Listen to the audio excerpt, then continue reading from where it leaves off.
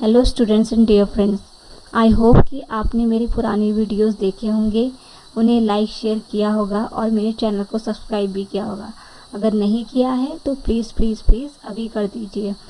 तो मैंने अपने सेकंड वीडियो में डिस्कस किया था methods of determination of concentration, जिसमें कि दो इम्पॉर्टेंट मेथड्स थे, मोलैरिटी एंड नॉर्मैलिटी। तो मोलैरिटी कैलकुलेट करना तो ईजी है। मोलैरिटी का फॉर्मूला है number of moles of solute present in 1 litre of solution. ठीक है, अब number of moles of solute भी हम इजीली कैलकुलेट कर सकते हैं weight in grams divided by molecular weight के फॉर्मूला से। Next is normality. नॉर्मैलिटी का फॉर्मूला है number of gram equivalents present in 1 litre of solution. अब ये नंबर ऑफ ग्राम इक्विवेलेंट्स हम कैसे कैलकुलेट करेंगे? इसका फॉर्मूला है weight in grams divided by equivalent weight. ठीक है, अब बात आती है इक्विवेलेंट वेट की। इक्विवेलेंट वेट कैसे कैलकुलेट करना है? इक्विवेलेंट वेट को कैलकुलेट करना है जब हम मॉलिक्यूलर वेट को डिवाइड करेंगे by n factor of valency factor, तो that will give us equivalent weight. अब ये n फैक्टर और वैलेंसी फैक्टर को ही यहाँ पे हम कैलकुलेट करना सीखने वाले हैं।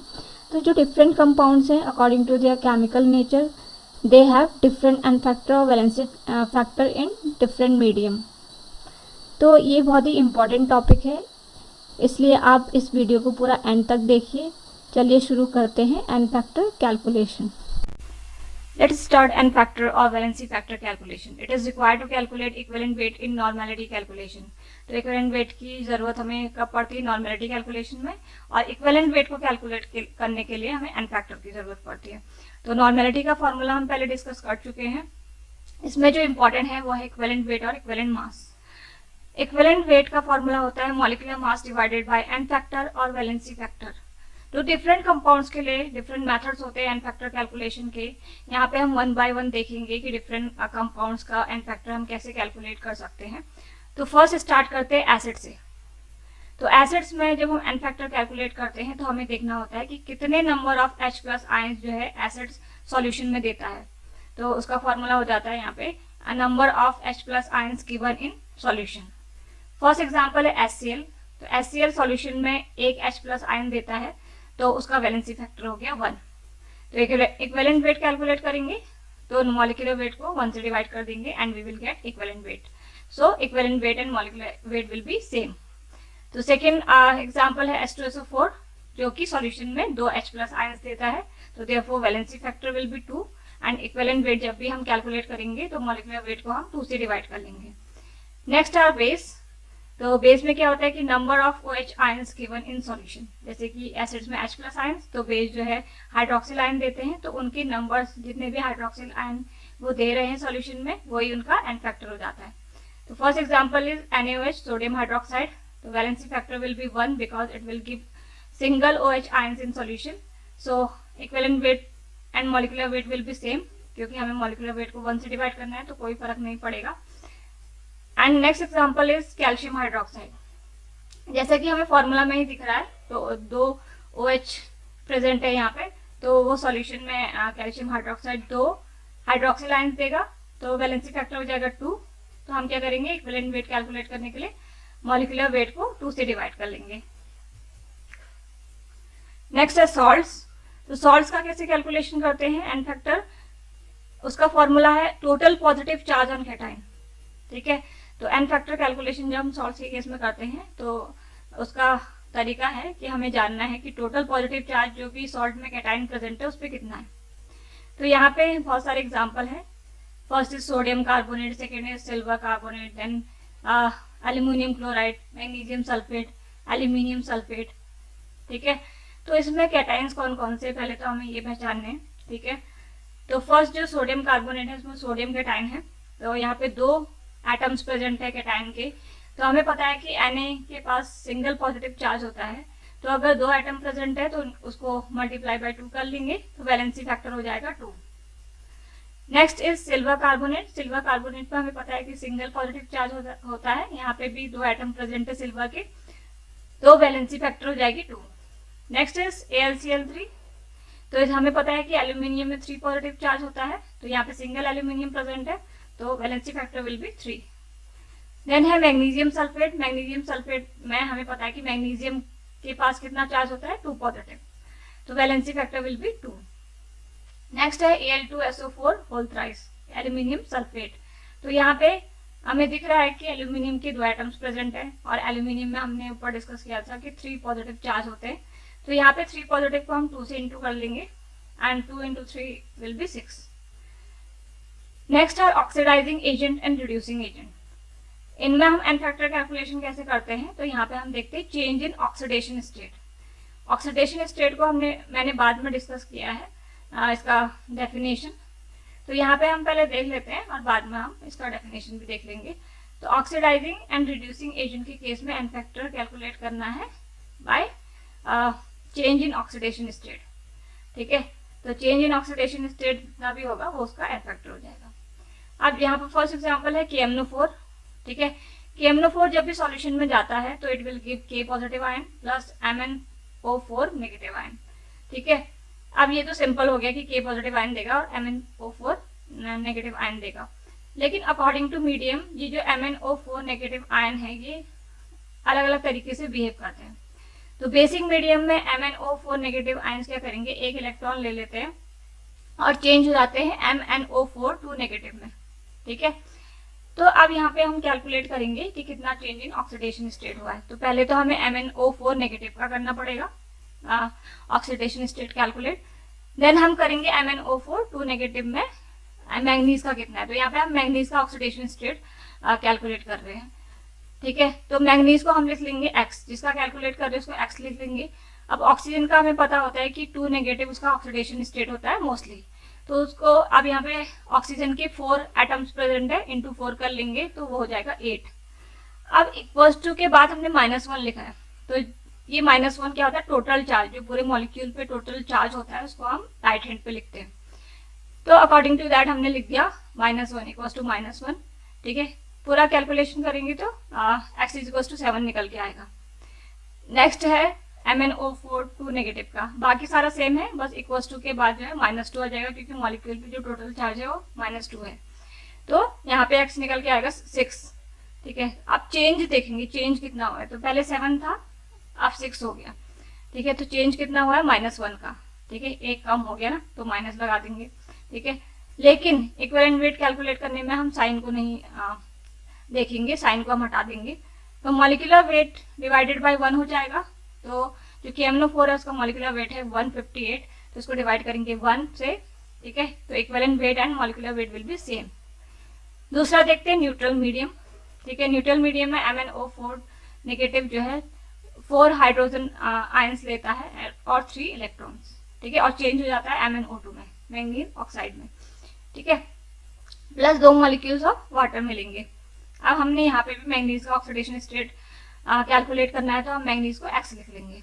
ठीक है, ऑक्सीजन को लिखेंगे -2 होता है उसका। अब यहाँ पे 4 एटम है, इंटू 4 हो जाएगा, और पूरे मॉलिक्यूल में -1 का चार्ज है तो इक्वल्स टू -1 हो जाएगा, तो निकल के आएगा x इक्वल्स टू 7।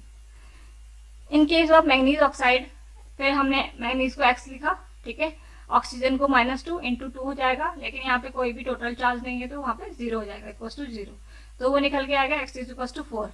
ठीक है, तो इक्विवेलेंट वेट कैलकुलेट करेंगे तो हमें चेंज देखना है। तो चेंज कितने का हुआ, -3 का, तो हम साइन को इग्नोर कर देंगे, तो हम डिवाइड करेंगे 158 को 3 से। ठीक है, तो निकल के आएगा 52.67। ठीक है, ग्राम्स पर लीटर। नेक्स्ट हम देखते हैं एसिडिक मीडियम में। एसिडिक मीडियम में MnO4 नेगेटिव जो है 8 हाइड्रोजन आयन लेगा प्लस 5 इलेक्ट्रॉन्स एंड कन्वर्ट हो जाएगा मैंगनीज आयन में। तो मैंगनीज के पास 2 पॉजिटिव चार्ज होते हैं। ठीक है, तो हम पहले भी MnO4 नेगेटिव का जो है ऑक्सीडेशन स्टेट कैलकुलेट कर चुके हैं, तो वो होता है +7। यहाँ पे मैंगनीज के पास 2 पॉजिटिव चार्ज है, कैलकुलेट करने की जरूरत नहीं है, वो हमें ऐसे ही पता चल जा रहा है, तो +2 होगा। ठीक है, अब चेंज कितना हुआ है, -5 का, तो वैलेंसी फैक्टर हो गया 5। इक्विवेलेंट वेट कैसे कैलकुलेट करेंगे, 158 को 5 से डिवाइड करेंगे तो हमें मिल जाएगा 31.6 ग्राम पर लीटर।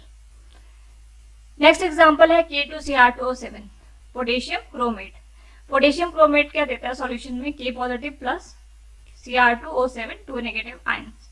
ठीक है, अब ये Cr2O7 2 नेगेटिव आयंस भी डिफरेंटली बिहेव करेंगे, तो यहाँ पर हम मोस्टली जो है K2Cr2O7 को हम एसिडिक मीडियम में यूज करते हैं, तो हम सिर्फ एसिडिक मीडियम का ही एग्जाम्पल ले रहे हैं। तो Cr2O7 2 नेगेटिव को अगर हम कैलकुलेट करेंगे जैसे कि हमने पहले किया था x रख के, ठीक है, तो हमारा निकल के आएगा +6। वैसे भी क्रोमियम का जो है ऑक्सीडेशन स्टेट मोस्टली 6 होता है, लेकिन यहाँ पे 2 क्रोमियम एटम है तो हम 2 से इंटू कर लेंगे तो हमारा 12 आ जाएगा।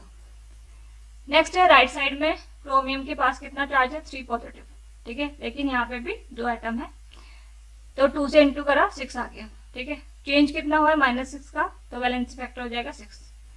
नेक्स्ट है calculation of oxidation state by electronegativity and structure. तो ऑक्सीडेशन स्टेट या ऑक्सीडेशन नंबर मैंने बोला था कि हम बाद में डिस्कस करेंगे। तो वो क्या होता है, किसी भी मॉलिक्यूल या रेडिकल पे जो भी चार्ज होता है, फॉर्मल चार्ज मीन उस समय वो जिस भी एटम से अटैच्ड है तो उसकी जो है नेचर की वजह से उसमें कितना चार्ज आ रहा है, तो उसको हम बोलते हैं फॉर्मल चार्ज। तो जैसे कि H और Cl अटैच्ड हैं, उन्होंने बॉन्ड बनाया टू फॉर्म HCl। अब इसमें देखिए, क्योंकि हमने बोला कि हम इलेक्ट्रोनेगेटिविटी से भी कैलकुलेट कर रहे हैं ऑक्सीडेशन नंबर, तो H जो है लेस इलेक्ट्रोनेगेटिव होता है, Cl मोर इलेक्ट्रोनेगेटिव।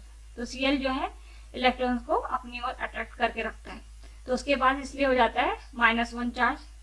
तो अगर S से उसने लिए हैं, S से अपनी ओर खींचे हैं इलेक्ट्रॉन्स, एक इलेक्ट्रॉन खींचा है, तो H के पास क्या हो जाएगा +1 चार्ज, ठीक है, पॉजिटिव चार्ज, वो भी +1।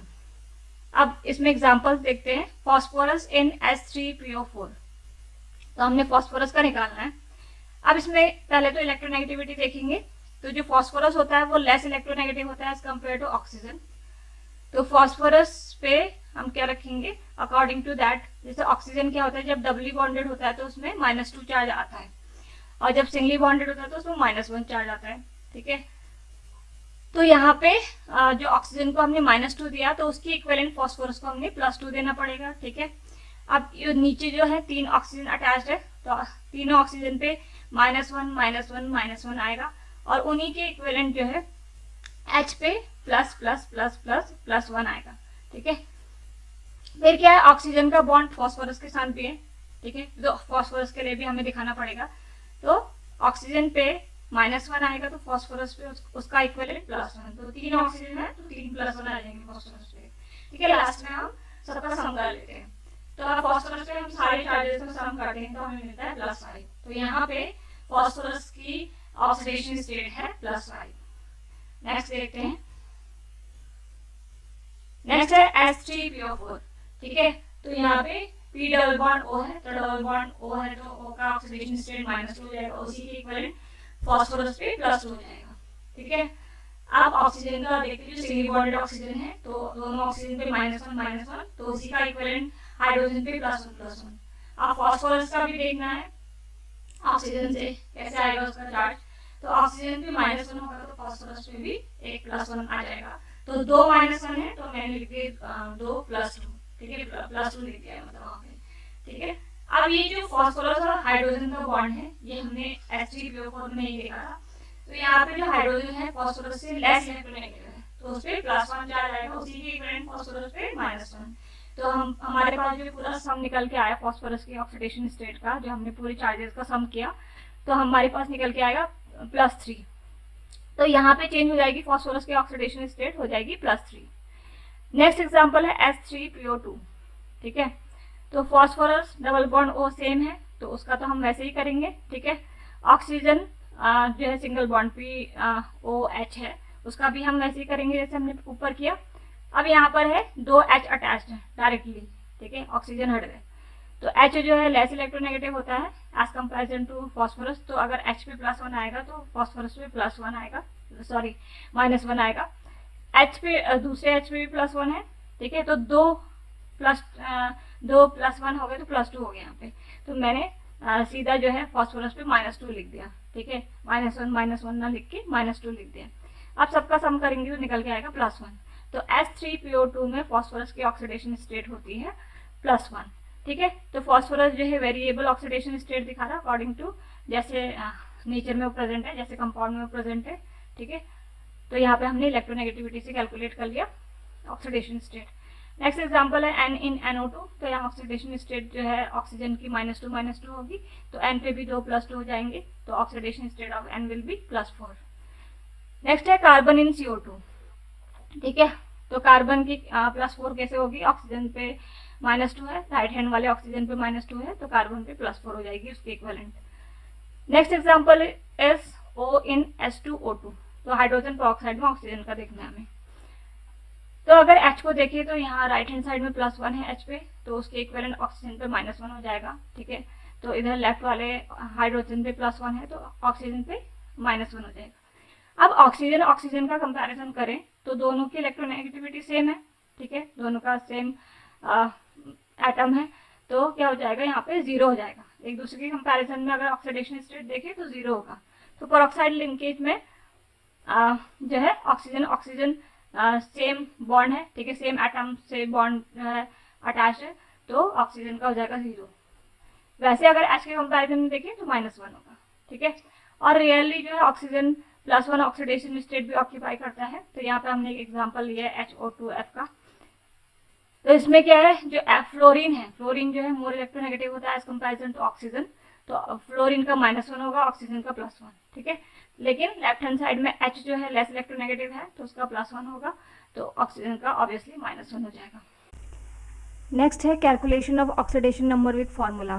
तो ये जो फार्मूला है, फार्मूला कहाँ से आएगा, ऊपर एक इंपॉर्टेंट पॉइंट लिखा है मैंने, तो उससे हमें क्लियर हो जाएगा कि किस फार्मूले से हम ऑक्सीडेशन नंबर को कैलकुलेट करेंगे। तो ये क्या लिखा है, sum of oxidation state of all atoms in species, molecule और रेडिकल। तो स्पेसी क्या हो सकता है, मॉलिक्यूल भी हो सकता है अगर वो न्यूट्रल है, अगर चार्ज है तो उसको हम रेडिकल बोलेंगे, is equals to total charge on that species. ठीक है, जैसे फॉर एग्जांपल Na2CO3 है, तो Na2CO3 में कितने एटम्स हैं, Na का एटम है, ठीक है, कार्बन है और ऑक्सीजन है। तो मान लो हमें सोडियम का ऑक्सीडेशन स्टेट कैलकुलेट करना है, तो सोडियम को हम X लिख लेंगे, और उसके 2 एटम्स हैं तो मल्टीप्लाइड बाय 2 हो जाएगा, तो 2X हो जाएगा। प्लस कार्बन का लिख लेंगे, कार्बन का कितना होगा ऑक्सीडेशन स्टेट, +4। ठीक है, ऑक्सीजन का -2 एंड इंटू 3 हो जाएगा, क्योंकि यहाँ पे 3 एटम्स है ऑक्सीजन की, is equals to total charge देखते हैं। टोटल चार्ज यहाँ पे 0 होगा, क्योंकि कोई भी चार्ज नहीं है Na2CO3 पे। तो अब हम डिस्कस करते हैं रूल्स। तो कुछ इंपॉर्टेंट पॉइंट्स है, ठीक है, जो हमें ध्यान में रखने हैं जब हम कैलकुलेशन कर रहे हैं ऑक्सीडेशन स्टेट का विद फार्मूला। तो फर्स्ट है oxidation state of alkali metal. तो जो भी एल्कली मेटल होते हैं, lithium, sodium, potassium, rubidium, caesium, strontium, ठीक है, तो उनका ऑक्सीडेशन स्टेट +1 होता है। तो हमें हमेशा ध्यान रखना है कि एल्कली मेटल्स हैं तो उनका हमने ऑक्सीडेशन स्टेट +1 ही लिखना है। Next is oxidation state of alkaline earth metal. ठीक है, beryllium, magnesium, calcium, strontium, barium, radium, तो इनका ऑक्सीडेशन स्टेट हमेशा +2 होता है। Then oxidation state of fluorine is -1। ठीक है, फ्लोरीन हमेशा आएगा तो उसका -1 ही होगा। Any atom in elemental state, ठीक है, तो जैसे कि क्लोरीन का मॉलिक्यूल है, तो उसमें दोनों जो एटम्स हैं वो क्लोरीन ही है। ठीक है, तो यहाँ पे जो एटम प्रेजेंट है वो अपने एलिमेंट के स्टेट में प्रेजेंट है, तो यहाँ पे ऑक्सीडेशन स्टेट हमेशा 0 होगा, क्योंकि इसमें हम इलेक्ट्रोनेगेटिविटी को भी देखें तो क्लोरीन क्लोरीन अगर का इलेक्ट्रोनेगेटिविटी का कंपैरिजन नहीं कर सकते, दोनों तो सेम है। ठीक है, तो दोनों की इलेक्ट्रोनेगेटिविटी सेम है, तो ऑक्सीडेशन स्टेट 0 होगा। फिर ब्रोमीन का इन Br2 0, एस इन एसिड 0, ठीक है, सल्फर का, phosphorus in P4 0, oxygen in O2 and O3 0। Next है ऑक्सीजन का ऑक्सीडेशन स्टेट। तो 99% केसेस में ऑक्सीजन का ऑक्सीडेशन स्टेट -2 होता है। ठीक है, पेरोक्साइड के केस में जब ऑक्सीजन ऑक्सीजन लिंकेज होती है या ऑक्सीजन जो है सिंगली बॉन्डेड होता है तो तब -1 होता है, और रेयर केसेस में +1 और -1/2 होता है। ठीक है, oxidation state of halogen is generally -1, not always, they show variable oxidation state. तो हैलोजन्स का जनरली -1 है, हमेशा नहीं है, लेकिन कभी कभी ये वेरिएबल ऑक्सीडेशन स्टेट भी दिखाते हैं। P block element show variable oxidation state. For example nitrogen है तो उसका +3 से लेके +5 तक कुछ भी ऑक्सीडेशन स्टेट हो सकता है। नेक्स्ट है sulphur. Sulphur have +2 to +6 oxidation state. Chlorine का -1 से लेके +7 तक कुछ भी हो सकता है। Next is D block elements. Example iron. Iron में क्या है, ऑक्सीडेशन स्टेट +1 से लेके +6 तक हो सकती है, और मैग्नीज की +1 से लेके +7 तक। तो ये इंपॉर्टेंट पॉइंट्स थे जो हमें ध्यान में रखने हैं जब हम कैलकुलेट कर रहे हैं ऑक्सीडेशन स्टेट विथ फार्मूला। तो नेक्स्ट आर एग्जाम्पल्स। तो फर्स्ट एग्जाम्पल है वाटर में ऑक्सीजन का ऑक्सीडेशन स्टेट कैलकुलेट करना है। तो ऑक्सीजन को एक्स रखेंगे, ठीक है। हाइड्रोजन का +1 होता है, यहाँ पे 2 हाइड्रोजन एटम्स है, तो इंटू 2 हो जाएगा, मीन्स 2 ही हो जाएगा। तो क्या हो जाएगा, 2 + x = 0, तो x का वैल्यू निकल के आएगा -2। तो ऑक्सीजन का हमें वैसे भी पता है कि -2 होता है, अगर फॉर्मूले से कैलकुलेट करके भी देखते हैं तो -2 ही आ रहा है। नेक्स्ट है कार्बन इन कार्बन टेट्राक्लोराइड, ठीक है। तो कार्बन को हम x रख लेंगे। क्लोरीन का -1 होता है, यहाँ पे 4 एटम्स प्रेजेंट है, तो -4 हो जाएगा = 0। तो x की वैल्यू निकल के आएगी 4। नेक्स्ट क्या है, सल्फर NSO3, तो सल्फर को x लिख लेंगे, ठीक है। ऑक्सीजन का है -2 × 3 हो जाएगा -6 = 0। तो कोई भी टोटल चार्ज नहीं है तो हम 0 ही रखेंगे, x = 6। नेक्स्ट है sulphur in hydrogen sulphide H2S = x + 2, ठीक है। तो x रख लिया हम सल्फर को, और हाइड्रोजन के जो है +1 उसका ऑक्सीडेशन स्टेट होता है, और यहाँ पे 2 एटम्स प्रेजेंट है तो +2 हो जाएगा। तो जो सल्फर का निकल के आएगा ऑक्सीडेशन स्टेट -2। तो हमने देखा कि सल्फर का कितना वेरिएबल ऑक्सीडेशन स्टेट है। ऊपर थर्ड एग्जाम्पल में 6 निकल के आया था, और फोर्थ में -2 निकल के आया। नेक्स्ट एग्जाम्पल है जहाँ पे कि टोटल चार्ज कुछ होता है, ठीक है, मतलब ये रेडिकल है, यहाँ पे टोटल चार्ज कुछ भी प्रेजेंट है, यहाँ पे नेगेटिव चार्ज प्रेजेंट है। तो नाइट्रोजन इन NO3 -1, ठीक है, = क्या करेंगे, x -6 = -1। तो x को, नाइट्रोजन को हमने x रखा, ऑक्सीजन जो है उसका -2 है, -2 × 3 = 6 हो जाएगा, -6 यहाँ पे टोटल चार्ज भी प्रेजेंट है -1, तो -1 हो जाएगा। x -1 + 6 = 5, ठीक है। नेक्स्ट है मैंगनीज इन KMnO4। तो KMnO4 का हमने पहले भी देखा था। KMnO4 का जब हमने कैलकुलेशन देखा था तो वो हमने फार्मूला से ही किया था, जो हमने कैलकुलेट किया था चेंज इन ऑक्सीडेशन स्टेट। तो वो हमने जब राइट हैंड साइड और लेफ्ट हैंड साइड में कैलकुलेट किया था ऑक्सीडेशन स्टेट, तो हमने फार्मूला से ही किया था, तभी मैंने बोला था कि हम आगे जाके इसको डिस्कस करेंगे। नेक्स्ट इसमें हमने मैंगनीज का क्या रख लेंगे, x रख लेंगे, और जो पोटेशियम है उसका 1 होगा, ठीक है, पोटेशियम का +1 होता है, और ऑक्सीजन का -2 होगा, और इंटू 4 हो जाएगा क्योंकि 4 एटम्स प्रेजेंट है, तो x निकल के आएगा 7। नेक्स्ट है क्लोरीन इन ClO4 -1 = x, ठीक है, x रखा हमने क्लोरीन को, ऑक्सीजन को -2 × 4 क्या हो जाएगा, -8 = -1। टोटल चार्ज भी प्रेजेंट है, x = -1 + 8 = x क्या हो जाएगा, 7। नेक्स्ट है sulphur in H2SO4 sulphuric acid. तो इसको कैसे करेंगे, सल्फर को x रखेंगे, देन +2 -8, ठीक है, ऑक्सीजन का हमें पता ही चल गया -2 है, और जितने एटम्स प्रेजेंट होंगे उसको मल्टीप्लाई कर देंगे तो टोटल आ जाएगा = 0, ठीक है। x का निकल के आएगी वैल्यू +6। देन फॉस्फोरस का डिफरेंट कंपाउंड्स में देखते हैं। तो फॉस्फोरस इन PCl3, ठीक है, हमें पता है क्लोरीन का -1 होता है, तो अकॉर्डिंग टू जहाँ पे 3 है × 3 कर देंगे, यहाँ पे 5 है × 5 कर देंगे। तो PCl3 में x -3 = 0 कितना आएगा, x = +3। तो यहाँ पे फॉस्फोरस का ऑक्सीडेशन स्टेट है +3। अब PCl5 में चेंज हो जाएगा, कितना हो जाएगा, +5, ठीक है। H3PO2 में क्या करेंगे, जो हाइड्रोजन है उसका 3 होगा +x, और ऑक्सीजन का -2 × 2, तो x की वैल्यू निकल के आएगी +1। देन PH3 में हाइड्रोजन का हमें पता है कि +3 होगा, तो x + 3 = 0, x = -3। नेक्स्ट है फॉस्फोरस इन PO4 3 नेगेटिव। तो फॉस्फोरस का x रखा, +-2 ऑक्सीजन के लिए × 4, क्योंकि 4 एटम्स प्रेजेंट है, और =-3, टोटल चार्ज -3, तो x निकल के आया +5। लास्ट है क्रोमियम इन K2Cr2O7 पोटेशियम क्रोमेट में, =2 रखा हमने पोटेशियम के लिए, क्योंकि पोटेशियम का +1 होता है ऑक्सीडेशन स्टेट, यहाँ पे 2 एटम प्रेजेंट है तो 2 हो जाएगा, प्लस x × 2 लिखा है, तो x क्रोमियम का है, 2 क्यों लिखा, क्योंकि यहाँ पे 2 एटम प्रेजेंट है क्रोमियम के, तो × 2 कर देंगे, प्लस ऑक्सीजन के लिए -2 × 7 हो जाएगा, क्योंकि 7 एटम्स प्रेजेंट है। तो पूरा जो कैलकुलेशन करेंगे तो निकल के आएगा 2x - 12, ठीक है। तो 2x के लिए 12 है, तो x के लिए क्या हो जाएगा, +6।